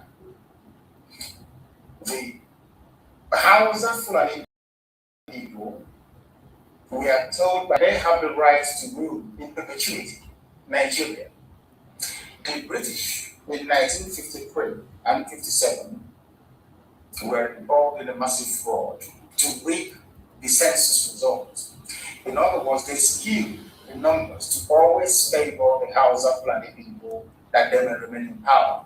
And the reason for that is that the British were scared that Biafran people, especially Igbos, are somehow human. That we can think of. And we have the oil. The oil wells is the oil wells, the reserves, everything is where we come from. And the British couldn't retain or sustain their colonial presence in Africa because the USA asked them to leave. So what they now did is to take the control of the oil, hand it over to a group of people that think they can manipulate very easily. That's all. That's what has happened. And now they now believe that they have the rights to rule. Unfortunately for them, President Goodluck Jonathan, the current incumbent, emerged out of circumstances that would describe as somehow mischievous. He came up as the president, and now they don't like it. 3 people funded Boko Haram: the ex-president, head of state Buhari, another ex-head of state, Hausa Fulani Islamic person called Babangida, and another vice presidential vice president, Atiku Abubakar. They consciously went out to fund Boko Haram because Buhari said after Jonathan won the 2011 elections that I will make the country ungovernable. He said it openly. And they wanted to do it by killing poor and defenseless Biafran Christians because they know that Christians around the world will not come to our rescue. Yeah. They also know that no other people will come to our rescue because they don't want us to unite as a people. That's it. Yeah. So the British don't want you to work as a people. That's a problem. It's a huge problem. Massive. But this time around, whether they like it or not, I'm sure the British didn't want the USA to imagine that. No. Whether they like it or not, we shall emerge. Yeah. So everything else there will die. It'll happen. I mean, it's one or the other. One thing has to happen: either we have Biafra or we all die. There's no way back this time around. There'll be no exile, no running away. There's our land, we live there for thousands of years. That's where we were born, that's where we'll die. Are you all willing to go back and be there? At the drop of a heart, yes. Yeah. Yes. And a heartbeat. Yeah. And obviously loved ones are there.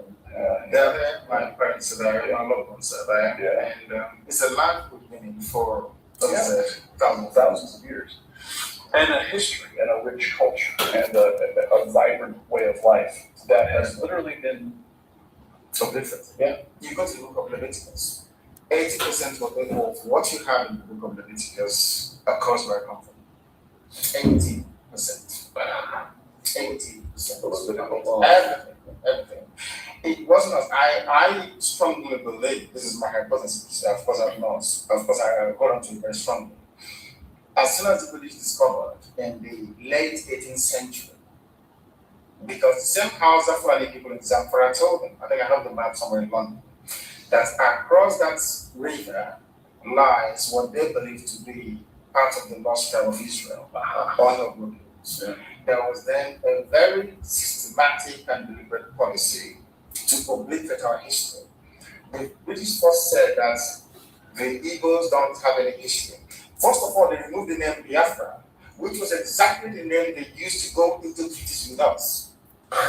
They used, you will see there, getting written, the chiefs of the Shepiri and Biafra. They then quietly took that away to now only take a component of that, one clan alone, which is Igbo. Because in Biafra you have the Idoma, you have the Igbo, you have the Ibibio, you have the Efik, you have the Izon people, which they call Ijo, you have the Shekiri, you have the Rogo, and some parts of Ghana. But these are the 7 people that make up. These are the 7 tribes that make up Biafra land. The British and then isolated all the rest, those of our cousins around us, and focused their attention on us. But there's one good thing about this, that In their amalgamation document that they produced in 1904 or thereabouts, which I still have, they made reference. The very first time a European is referring to an African race as great. Yes, the man said the great Igbo race across the Niger. And that speaks volumes. And the Niger is the river.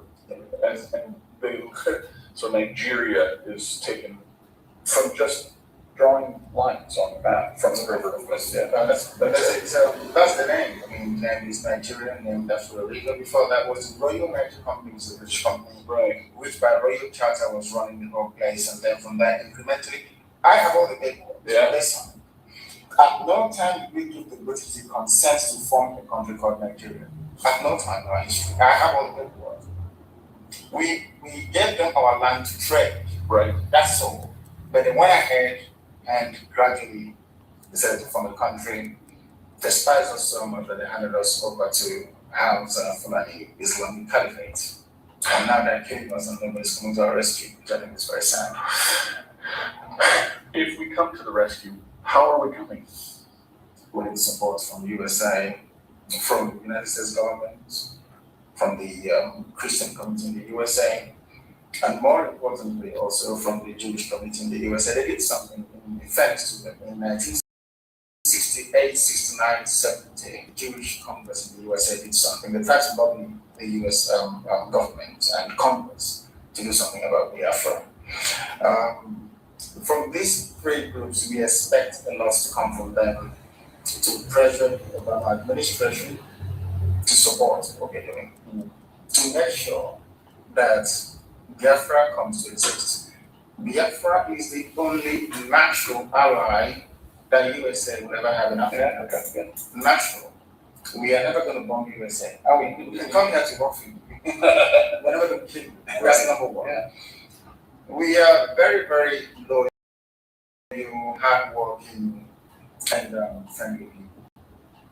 Go and ask anyone, they will tell you.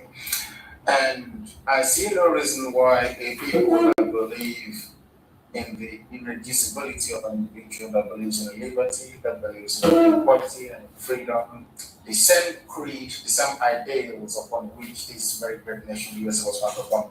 Why would you not naturally gravitate towards those people? I understand it, right? And if you want to stop the menace of Boko Haram, they should support the creation of Biafra. That's what they need to do. We don't want them to do anything. Just come at the UN or make a press statement in the White House by saying that the people of Biafra, their suffering is intolerable. We may have to revisit the issue of them still belonging to one Nigeria. That's what they need to say. That's all. And it would change. It's gone. Yeah. It's a game changer. It's finished. Wow. We don't need US troops to come. No. We are more than capable. We held out for 3 years. Yeah. Against the combined minds of Britain, USSR, and the entire Arab world. Yeah. For 3 years. So we can deal with them.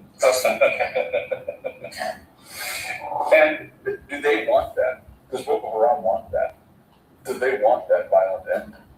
They do. And sometimes in life, you need to confront them violently. Yeah. Or else they will continue to fester. Yeah. We must meet them. And that's hard as Christians. It's very, very hard because we don't take life where we come from.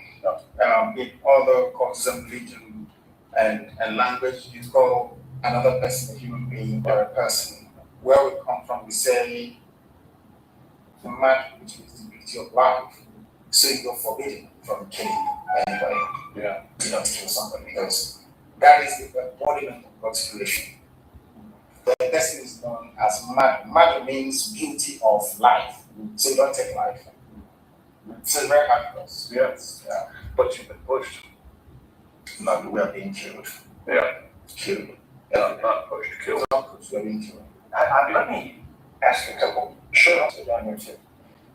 Christians by and large seem to be oriented towards individual faith, and they seem to be reluctant to face the fact that at times war is necessary. And they call it the concept of a holy war being something that you have to struggle with. How have you looked at that? How do you take your faith and the need to sometimes go to war? How does that work for you? Because you're a very thoughtful man, and I know you've had to look at these issues and defend it. Yes, the thing is this, my faith taught me to value life, to try to live by the same things that we preached over the years, as contained in the Bible. But there comes a time when self-preservation takes precedence over and above whatever we may think suits us individually. Because by going to war, we are seeking to preserve, in our case, the kingdom of God. If you do nothing, you become extinct. And there will be no one left to worship God where we come from. So the best thing for us to do is to try as much as possible to reason or come to some level of agreement or accommodation with our adversaries, which has failed so far. The only alternative left for us is to go and meet them where we can find them. And we don't have any difficulties because the reason why you have the US Army is to preserve the ideals upon which this country is founded upon. Even your own body has its own defense immune system, isn't it? Without it, this human body will perish. Everywhere you go to, even in heaven, you have angels with their swords guarding the gates of heaven, against the forces of darkness and of hell. So even if you extrapolate the argument and take it away into the natural world, where nature rather than reason obtains, you will still see some phenomenon and forces at play that there is need for you to defend yourself. I have another question. That is, certainly our founding fathers had to struggle with that very issue. Is it related to England? They had strong faith, different faiths possibly, but they had to come up with a Declaration of Independence. You are the vocal person that has really brought together Radio Biafra. What are the coalitions you have? Do you find that you have, how would you write your Declaration of Independence? What would be included within that?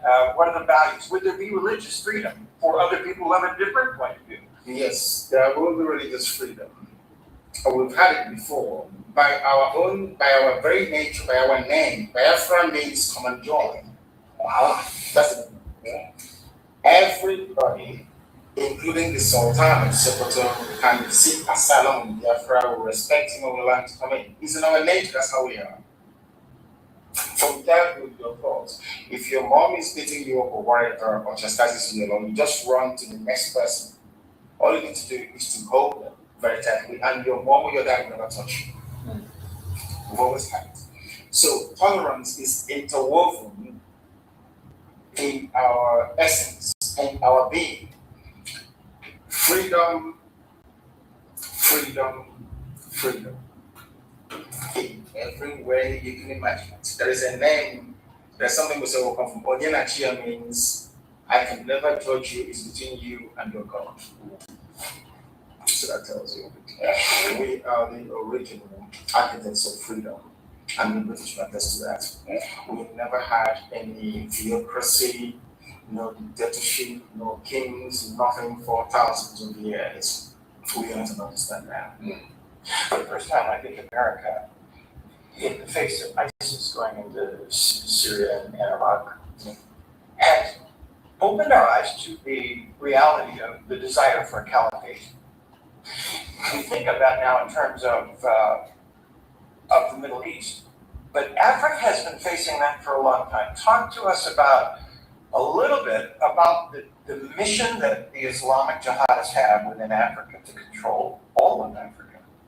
And to dovetail on that, it's because this tolerance and this freedom that Americans feel, that you feel, Boko Haram does not feel, and ISIS does not feel, and as near as I can tell, Islam does not feel. I'm not a judge of Islam, I don't know. I would judge them because you don't live in them. No. I do. Yeah. So I can judge them. Okay. The fact of the matter is this. If you go back to the statements made by the man that brought this violent form of Islam into Nigerian age, Othman Danfodio, from Othman Danfodio to Ahmadu Bello, the son, and right up until this very moment, there's been one common theme running through everything they have said, their ideology, their philosophy, their thinking, their way of life, which is to propagate violent Islam all the way to the ocean. That's something we must know. That work has continued unabated.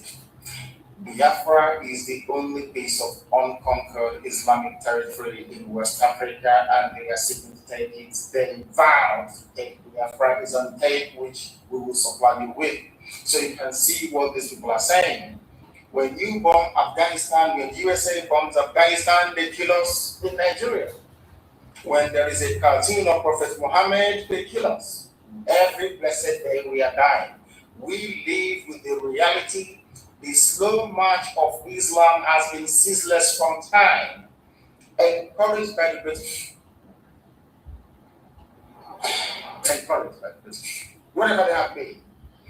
The British government, you may wish to know, has never supported the independence of any Christian country in the world. Since the beginning of time, they have always consciously and studiously supported the emergence of an independent Islamic government. Yeah. One of the criticisms or at least questions that can come your way. And that is Biafra does have control of the principal oil within Nigeria, were it to be formed under the present situation. That is a major obstacle, I would imagine, for people who are frightened of the fact that if you do gain control, they will lose the opportunity of having access to that. How do you approach, as an independent Biafra, the issues that are around the oil, around criticisms, and the resistance that will happen to your independence on the basis of that resource alone? The resource we believe in development, which means the oil will have to be sold to our friends and to our partners, and in return, I'm an economist myself, in return we get vital foreign exchange with which, or foreign reserve with which to develop other aspects of the economy. We believe in investment. We would like companies from countries that are friendly against the world. We are trying to come to invest in Biafra. We want investment. We don't want to be like Saudi Arabia, Saudi Arabia, everything else. Right? We want tangible, concrete investments to come in. We are not going to drink the oil. It's a natural resource. We need to give it to the economies of our friends to keep growing, because a very healthy US economy or a very healthy EU economy is also going to be beneficial to Biafra. So we can find export markets for our goods and services. We are like, we are not, we understand the intricacies of world economy, and we need to make a benefit to international markets. So it is not a problem. Our oil fields and that very sector will be open to our friends, and only to our friends. You can't expect not to help us and then eventually we'll let you in. It's not going to work that way. But if you help us, of course, it's there for all to have access to. We've gone on record to say that oil is not our problem. All we want is freedom. I know oil is not an issue. Then we can exist as human beings, because right now I don't see myself as a human being because I don't have freedom. One of the things that's always impressed me, the more I've come to know about your country's history, is the productivity of the people through the ages. You have been, and now many of them who have left Nigeria are all over the world, being productive, hoping that this would happen. I know when Israel eventually became its own country, there was a homecoming, probably millions of people going to their homeland again. Is that part of your vision? Tell us a little bit about your vision for the future. They will come back, including some of you from the USA as well. That will be the most natural home for African American people. It will be natural. That will be very, very natural for them to come to, because if you look at the map of Biafra, which is right here in front of us, you will see that the rising sun is clearly positioned on the black strip of the flag, which means that we bring light where there is darkness. That's what we do. Everybody we run open doors, not just for Biafrans, but also for African Americans that have not been able to connect with Africa for very many centuries. They can come back and become a part of it. Because mind you, most of the people that were taken away from Africa to come to work in the plantations of the USA came from the Bight of Biafra. This is where we come from.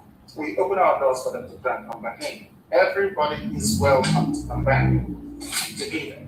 One of the things they talk about in the Middle East is that none of the countries there outside of Israel pass the public square test. The public square test is that you can stand on the corner of a street and be critical of their government and their religion and survive.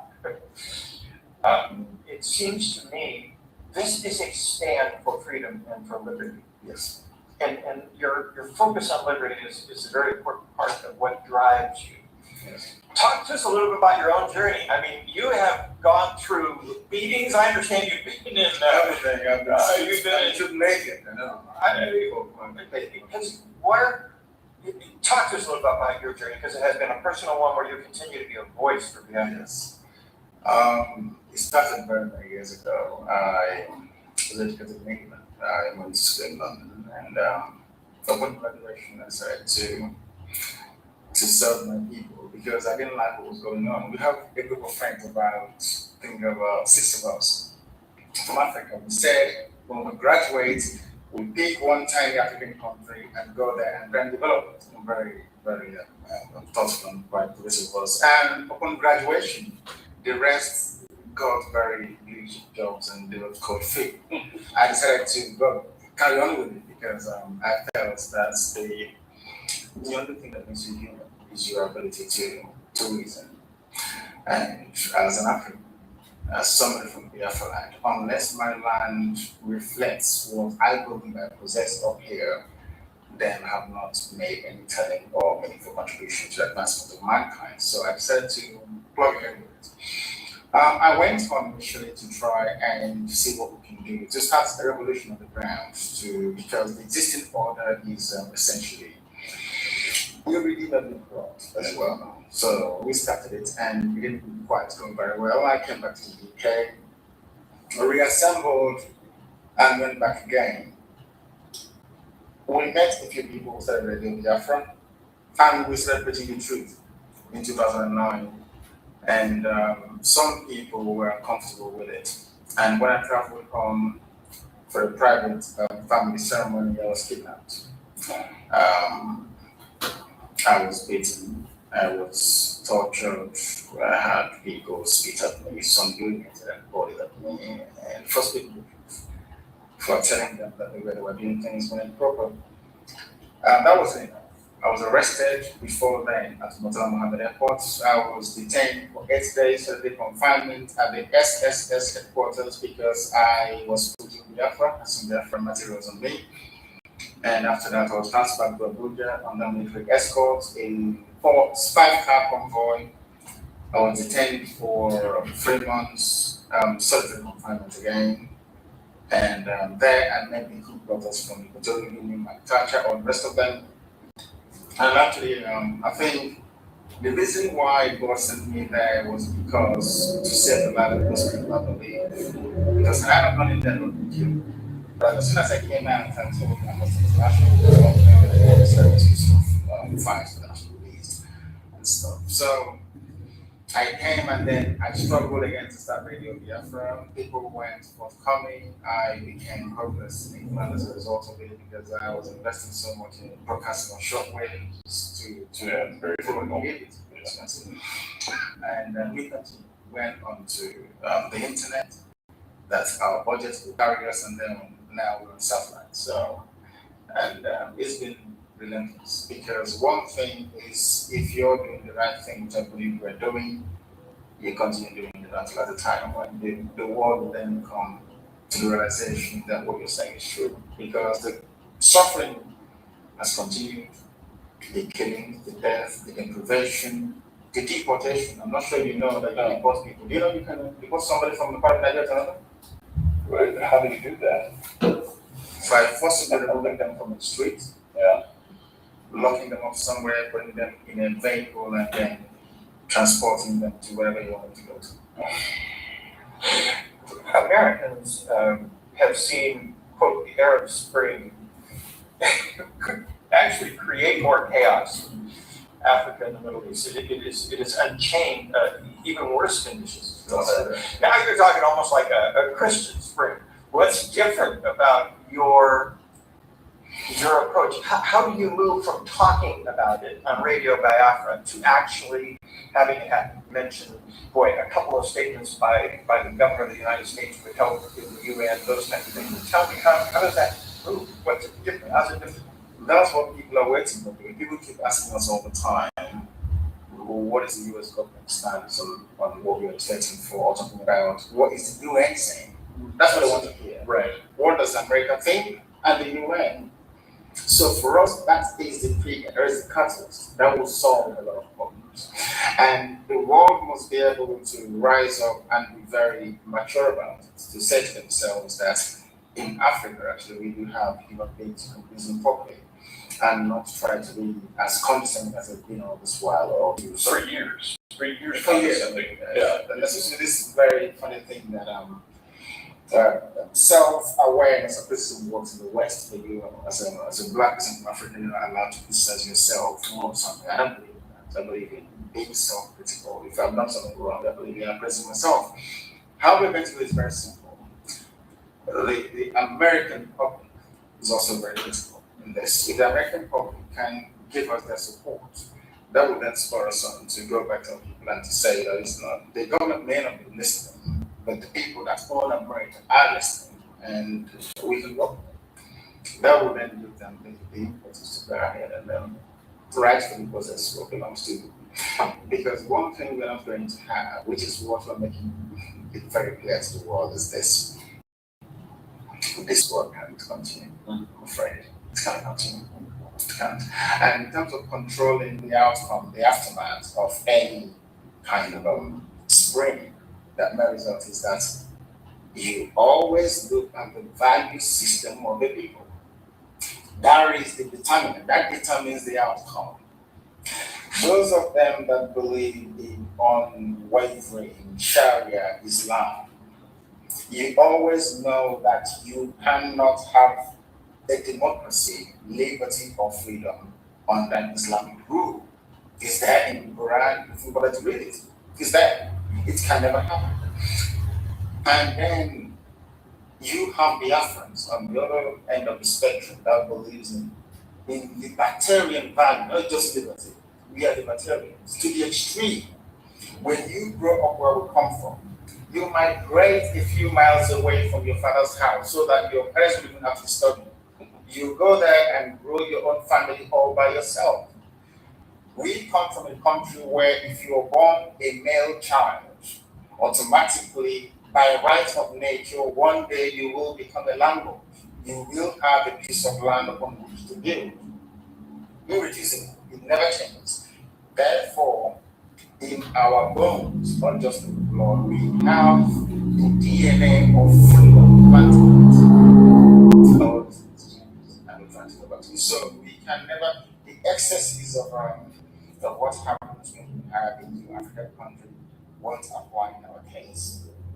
Because frankly, not like that. Right? Can never be. Yeah.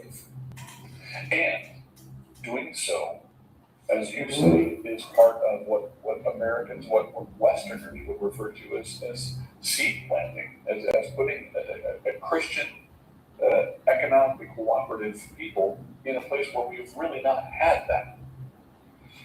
Exactly. And not only that, I travel across the stretch of Africa. I travel from Gabon all the way to Gambia all the time.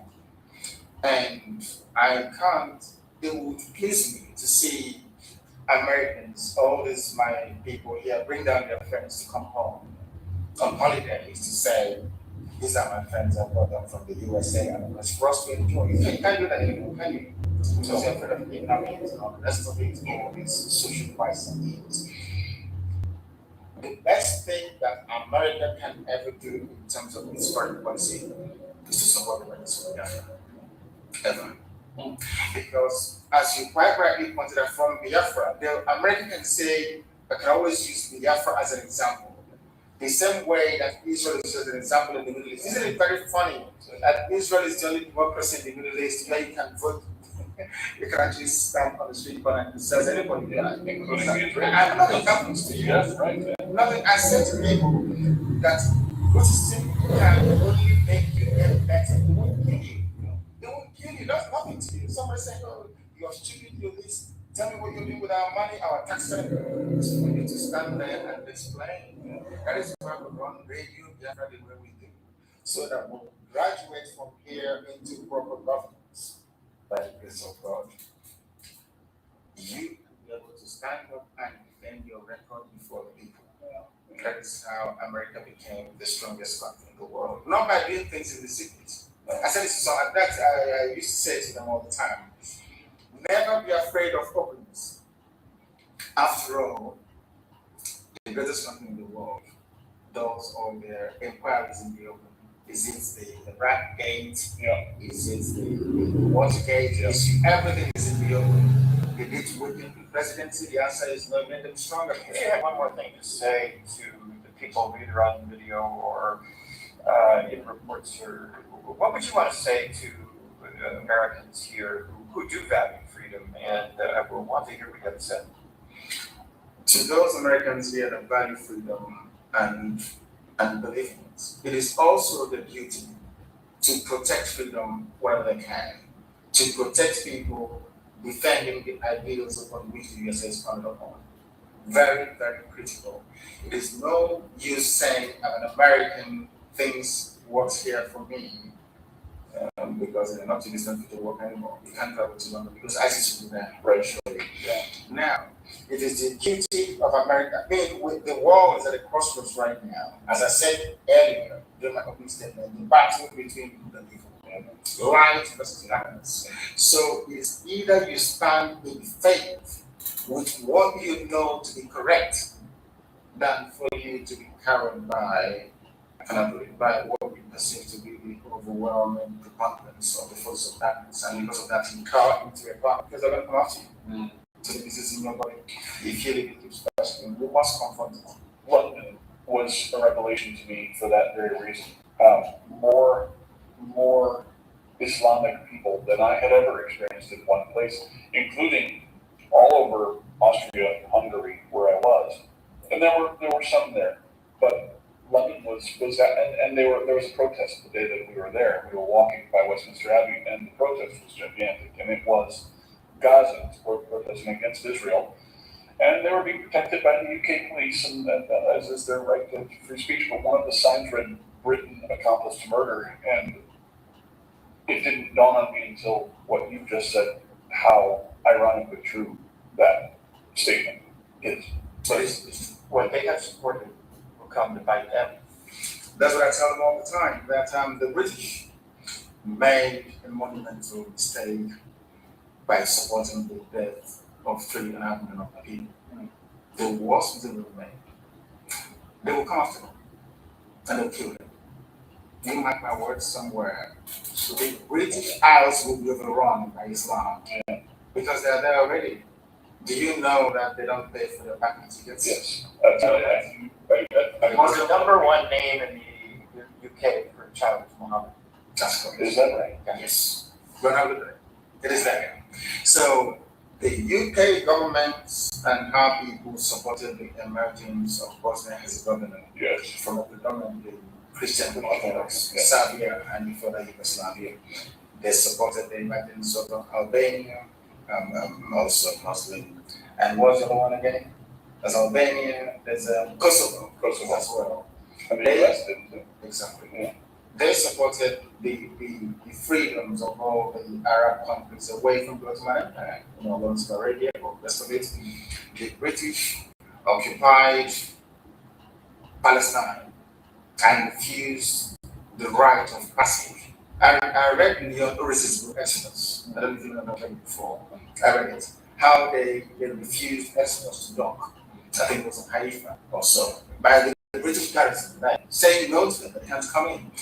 But you can quite easily go to the same Bible that you read all the time and see who owns the land. You can see it very clearly. Because there's something about humanity, I would say, that baffles me.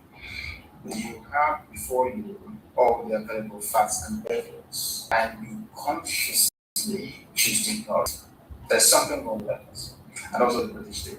So it doesn't really surprise me at all. And I've said to them before that you have something against the children of God. That's the British people. Of course they did. It means that they didn't want to go away. The British officers were within the and in fact, the entire officer class of the General Army that fought the Israel in the War of Independence were equally known as staffed by British officers. Yes, go and have a look. Go and have a look. The Jordanian army, go and have a look. They still was. Anyway. Yeah. Now, the fact remains that we must be bold enough. America is the last bastion of hope. That is why sometimes Obama's administration, I wonder what's going on. We must stand up and for some time do away with political. I can't stand political correctness. Do away with it for some minutes and face the hard reality. If somebody has a problem that requires invasive surgery, you cut them open to get at the problem and then resolve it. There is no need applying ointment or trying to prevent an accident when people are facing and dying on the inside. That is what he has to do. He needs to be decisive. His support for Israel is critical. It is critical. There is no way you can use human shield or launch attacks against a sovereign nation from the comfort of a children's classroom and don't expect some measure of reprisal. When the Japanese attacked America, America responded. When Hitler attacked Britain, Churchill responded. You never allowed tyranny or terror to prevail. Why must other people be allowed to be under that? It's not possible. If you don't help us, we all sink in this one big gigantic cauldron of deceit and lies. And darkness. And darkness, of course. Thank you. Thank you very much. What an eye-opening experience.